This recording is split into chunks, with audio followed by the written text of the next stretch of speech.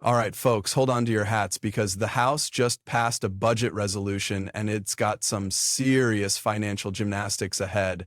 Echo here, and it seems like they've got a balancing act worthy of Cirque du Soleil. Let's dive into how they hope to keep Medicaid and Medicare cuts at bay while juggling a $2 trillion diet plan. That's right, Echo. It's not just about passing a budget. The House has set off a game of legislative Jenga. One wrong move and the whole structure could come tumbling down. They're attempting to extend those juicy tax cuts from 2017 without slashing into the safety net programs like Medicaid, which serves a huge number of vulnerable Americans. Exactly, Ralph. So let's talk options. They could potentially shift cuts to Medicare, but remember, that's like touching the crown jewels. Trump and most Republicans swore to protect it, and we all know political promises are practically held sacred. Protecting Medicare seems non-negotiable indeed. Not only would cutting it be a political landmine, but as history tends to show, dipping into Medicare can lead to significant electoral backlash. However, finding $880 billion without touching these programs is not just a tough nut to crack,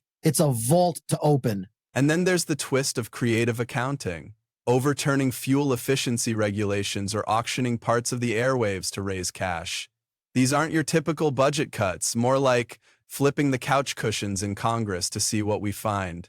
True, although appealing to less direct fiscal maneuvers might buy some time, it remains to be seen whether these are truly viable alternatives. Even if they max out these options, substantial cuts to Medicaid still loom on the horizon. Right? Let's not forget how those Medicaid cuts could spell disaster politically and socially. Establishing a national work requirement and reversing eligibility checks are on the table, but these are more like nibbles when you've got to devour a fiscal feast. Indeed, Echo, this budget reconciliation process doesn't leave much room for half measures or easy fixes. It's mathematical necessitation driving these discussions. We might see attempts to fundamentally reshape Medicaid itself, shifting from percentage-based payments to a flat per capita allowance scheme. Fundamentally changing Medicaid could be like opening Pandora's box. Sure, it might make the numbers work temporarily, but